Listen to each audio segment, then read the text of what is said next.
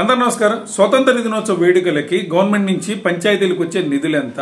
Minor పంచాయతీలకు 100 రూపాయలు, major పంచాయతీలకి 250 రూపాయలు. దీనికి చాక్లెట్లు కూడా రావు కదా. పవన్ కళ్యాణ్ గారి చొరవతో మనకి విషయం అర్థమైంది కదా. ఇది విన్న తర్వాత పవన్ కళ్యాణ్ గారు అర్జెంటుగా మైనర్ పంచాయతీలకి 10,000 రూపాయలు, మేజర్ పంచాయతీలకి 25,000 రూపాయలు డబ్బులు రిలీజ్ చేయమని హుకుం జారీ చేశారు.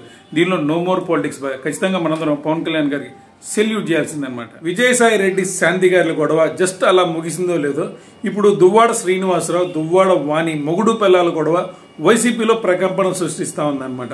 ఒక పక్క పార్టీ 11 సీట్లకి ఓడిపోయి జగన్ గారు సంస్థాగతంగా పార్టీ నిర్మాణం చేసుకోవాలా, వీళ్ళకి పంచాయతీ చేయాలా అర్థం కాని దుస్థితి అని టీడీపీ అంటా ఉంటే, వైసీపీ దగ్గర మాత్రం నో ఆన్సర్ అనమాట. జగన్మోహన్ రెడ్డి గారు అధికారంలో ఉన్నప్పుడు ఆర్టీసీని సర్వనాశనం చేశాడు, ఒక్క కొత్త బస్సు కూడా కొనలేదని టీడీపీ చెబుతా ఉంటే, వైసీపీ ఎన్ని బస్సులు కొన్నాం లెక్కలు చెప్పే ప్రయత్నం చేస్తా ఉందనుకోండి.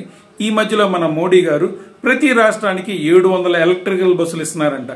ఇక నుంచైనా ఈ విషయం ఫుల్ స్టాప్ పడుతుందా, మరో కొత్త మలుపు తీసుకుంటుందా చూడాల్సిన అంశం. మరి మీరేమనుకుంటున్నారు కామెంట్ చేయొచ్చు కదా. వినుకొండలో చంపబడ్డ రషీద్ అనే కార్యకర్త కుటుంబాన్ని జగన్ గారు కరెక్ట్గా పరామర్శించడానికి వెళ్ళేటప్పుడే విజయసాయి రెడ్డి శాంతి గొడవ రేసేసింది మన మీడియా అనమాట. ఇప్పుడు కూడా అంతే.